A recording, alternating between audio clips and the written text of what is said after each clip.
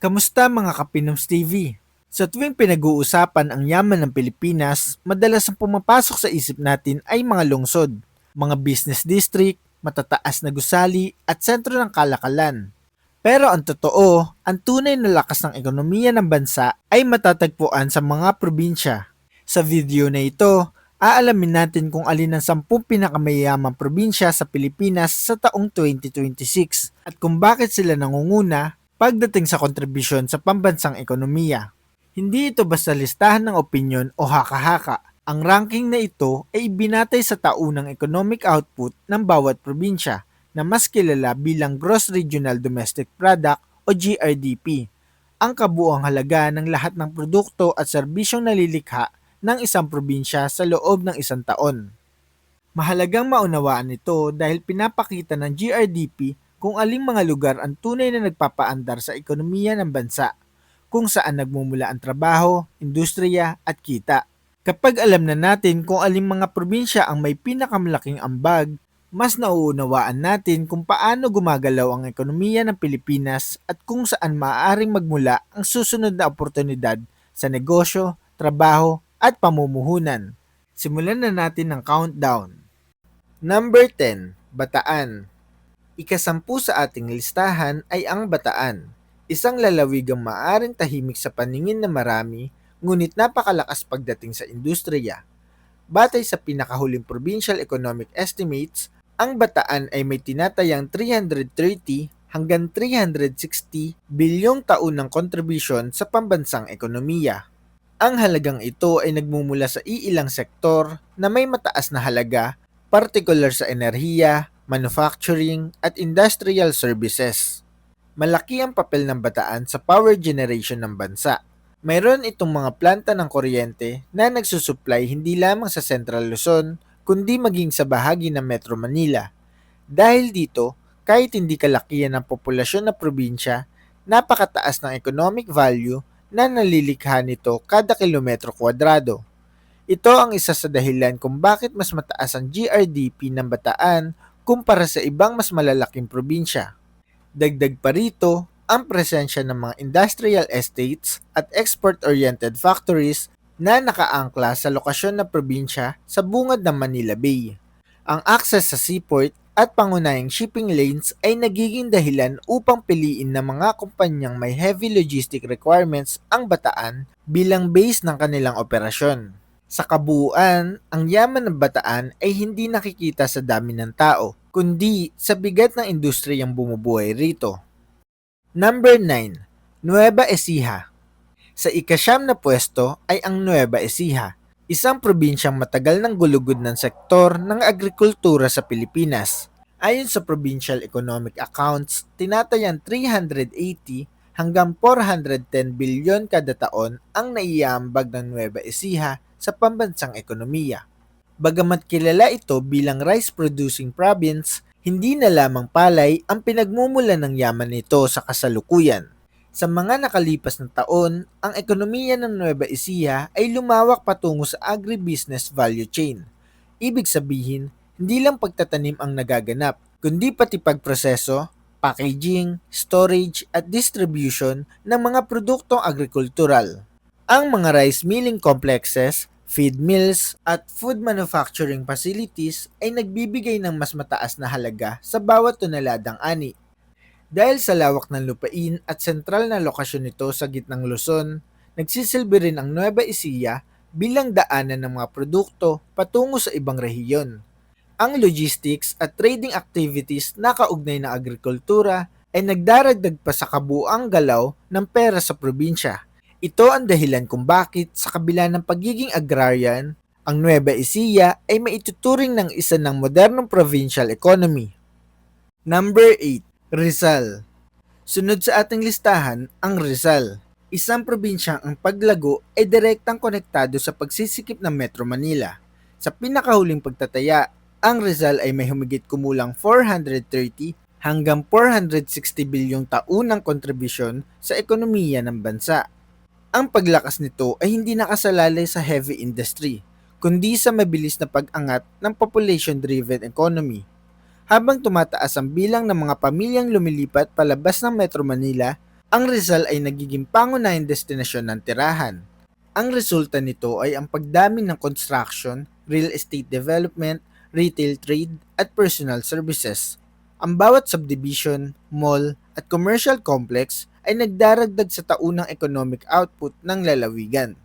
Bukod dito, ang dami ng maliliit at medium-sized enterprises sa Rizal ay lumilika ng tuloy-tuloy na sirkulasyon ng pera. Kahit hindi kasing laki ng industrial output ng Calabarzon Giants, ang lakas ng konsumo at serbisyo ang siyang nagpapanatili ng mataas na GRDP ng probinsya taon-taon. Number 7. Pangasinan. Ikapito sa ranggo ang Pangasinan, isa sa pinakamalaking probinsya sa Luzon pagdating sa lupa at populasyon. Ayon sa Regional Economic Summaries, tinatayang 500 hanggang 540 bilyon kada taon ang ambag ng Pangasinan sa pambansang ekonomiya. Ang lakas nito ay nagmumula sa balanse ng agrikultura, pangingisda at lokal na kalakalan. Malaki ang produksyon ng isda, aquaculture products at agricultural goods ng probinsya na sinusuporta ng food processing at trading activities. Dahil dito, hindi lamang primary production ang bumubuo sa yaman ng Pangasinan, kundi pati ang pagdaragdag ng halaga sa mga produktong ito bago makarating sa merkado. Isa ring mahalagang salik ang laki ng populasyon ng Pangasinan.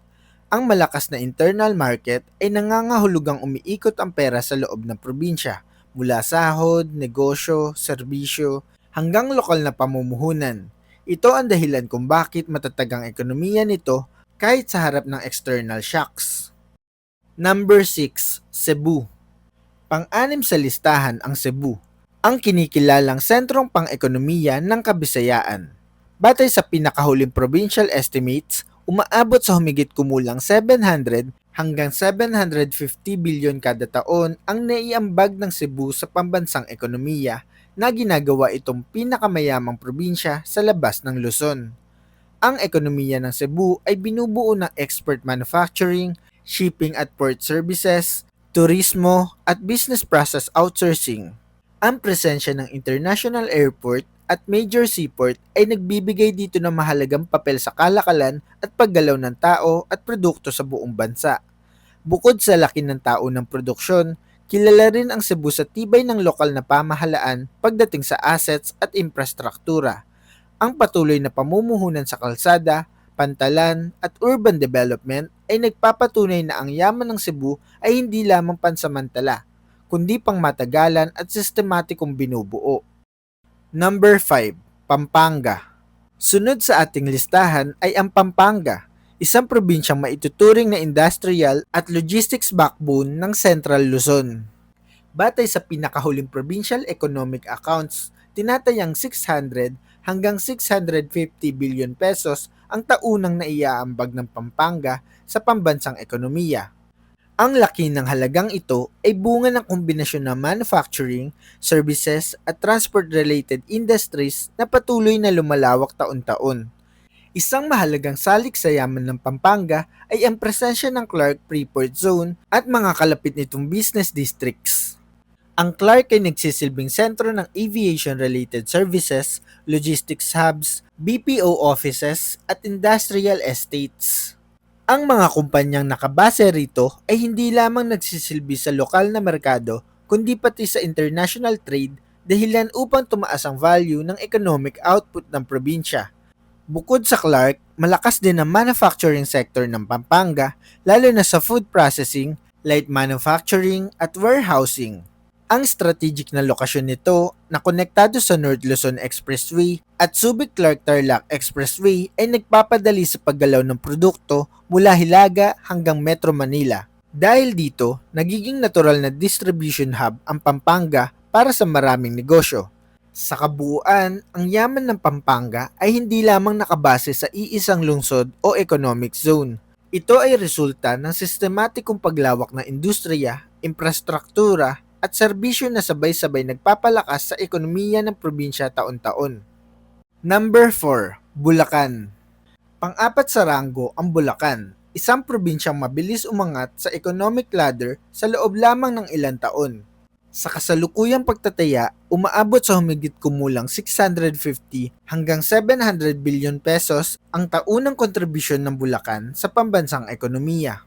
Ang paglakas nito ay pangunahing dulot ng industrial expansion at mabilis na urbanisasyon. Ang Bulacan ay tahanan ng maraming industrial estates na sumusuporta sa manufacturing ng construction materials, pagkain, electronic components at consumer goods. Dahil malapit ito sa Metro Manila, maraming pabrika at bodega ang lumipat o nagbukas dito upang mabawasan ang gastos sa lupa at operasyon habang nananatiling malapit sa pangunahing merkado. Malaki rin ang papel ng infrastructure development sa pagyaman ng Bulacan. Ang mga expressway at transport projects ay nagbukas ng mas mabilis na daloy ng produkto at tao na direktang nagpapataas ng economic activity. Kasabay nito, lumawak ang residential at commercial developments na nagpapalakas sa retail, serbisyo at real estate sectors. Hindi lamang industriya ang bumubuhay sa Bulacan, kundi pati ang malakas na lokal na konsumo. Dahil sa laki ng populasyon at pagdami ng trabaho, patuloy na umiikot ang pera sa loob ng probinsya dahilan upang manatiling mataas ang taunang economic output nito. Number 3. Batangas. Pangatlo sa ating listahan ang Batangas, isa sa pinaka-industrialized na probinsya sa buong bansa. Ayon sa pinakahuling provincial estimates, tinatayang 800 hanggang 850 billion pesos kada taon ang naiaambag ng Batangas sa pambansang ekonomiya. Ang laki ng halagang ito ay bunga ng malalaking industriya na nakapaloob sa lalawigan. Isa sa pinakamalaking lakas ng Batangas ay ang Batangas Port, na nagsisilbing isa sa pangunahing international at domestic ports ng bansa. Dahil dito, naging sentro ang probinsya ng shipping, logistics at import-export activities. Ang mga produktong dumaraan dito ay hindi lamang para sa Batangas, kundi para sa malaking bahagi ng Luzon. Bukod sa pantalan, kilala rin ang Batangas sa presensya ng energy facilities at oil-related industries. Ang mga planta ng kuryente at refinery-related operations ay nagbibigay ng mataas na economic value kahit limitado ang bilang ng manggagawa kumpara sa labor-intensive industries. Ito ang dahilan kung bakit napakataas ng GRDP ng probinsya. Kasabay ng heavy industry, may papel din ng agrikultura at turismo sa ekonomiya ng Batangas.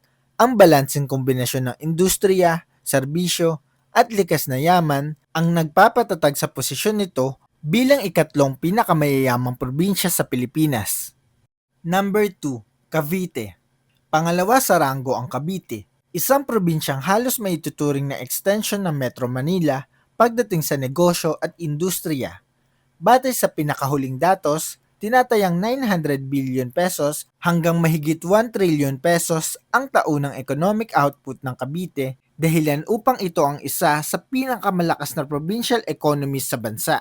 Ang Cavite ay tahanan ng napakaraming industrial parks at economic zones na nakatuon sa electronics manufacturing, automotive parts at export-oriented production. Maraming multinational companies ang naglagay ng planta rito dahil sa access sa skilled labor at malapit na koneksyon sa mga pantalan at paliparan ng NCR. Bukod sa manufacturing, malaki rin ang kontribusyon ng real estate at commercial development sa ekonomiya ng Cavite.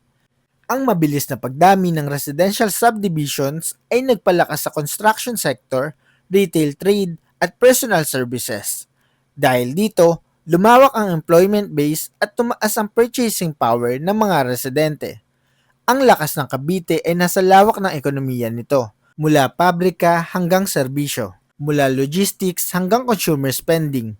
Ang ganitong uri ng diversified at high-volume economy ang nagtulak dito sa ikalawang pwesto sa buong bansa. Number 1. Laguna.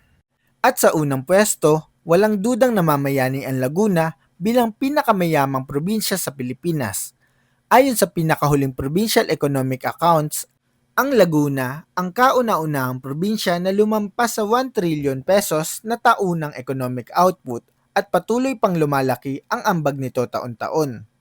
Ang yaman ng Laguna ay pangunahing nagmumula sa napakalaking konsentrasyon ng manufacturing at industrial activities. Dito matatagpuan ang dose-dose ng economic zones na nagsisilbing tahanan ng electronic manufacturers, automotive suppliers at export-oriented factories na naglilingkod sa global market. Malaki rin ang papel ng lokasyon ng Laguna sa tagumpay nito. Dahil nasa Calabarzon Corridor at direktang konektado sa Metro Manila, nagiging sentro ito ng supply chain ng maraming industriya.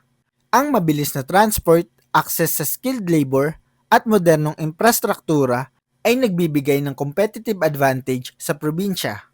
Hindi lamang laki ng industriya ang nagpapayaman sa Laguna, kundi ang consistency ng produksyon nito. Taon-taon, bilyong-bilyong piso ang nalilikha ng ekonomiya ng probinsya, dahilan upang ito ang maging pinakamalaking provincial contributor sa pambansang ekonomiya ng Pilipinas. At iyon nga mga Kapinoms TV, ang 10 pinakamayayamang probinsya sa Pilipinas. Pagkatapos ng lahat ay malinaw ang isang bagay. Ang yaman ng Pilipinas ay hindi lamang umiikot sa mga lungsod. Ang mga probinsyang ito, mula Bataan hanggang Laguna, ay taon-taon lumilikha ng daan-daan hanggang trilyon piso na halaga at sila ang bumubuo sa gulugod ng pambansang ekonomiya. Bagamat magkakaiba ang kanilang pinagkukunan ng yaman, may umaasa sa industriya, agrikultura, logistics, turismo o serbisyo, iisa ang kanilang ipinapakita. Ang kaunlaran ay bunga ng tamang lokasyon, matatag na industriya, maayos na infrastruktura at tuloy-tuloy na pamumuhunan. Ang mga numerong binanggit sa video ay hindi ipon o minsanang kita, kundi taunang ikot ng ekonomiya na paulit-ulit na bumubuhay sa bansa taon-taon. Sa pag-unawa kung alin ang pinakamayayamang probinsya, mas nagiging malinaw kung saan nagmumula ang lakas ng ekonomiya ng Pilipinas at kung saan posibleng manggaling ang susunod na pag-unlad. Kung ikaw ay naghahanap ng oportunidad, trabaho o simpleng mas malalim na kaalaman tungkol sa bansa, ang pagtingin sa galaw ng mga probinsya ay isang mahalagang hakbang. Sa iyong palagay, anong mga probinsya pa kaya ang aangat ngayon at sa mga susunod na taon? Kung ikaw ay nakatira sa probinsya, nabanggit ba sa top 10 ang lugar mo? Kung hindi, ay tagasan ka? I-comment mo para malaman natin. Huwag mahiyang magbahagi ng opinyon. Ating tatandaan na ang pag-unlad ng bawat probinsya ay pag-unlad din ng buong Pilipinas. At kung nagustuhan mo ang video na ito, huwag kalimutang mag-like, mag-share at mag-subscribe sa ating channel. Hanggang sa muli mga Kapinoms TV. Maraming salamat sa panonood. Ito ang Pinoms TV.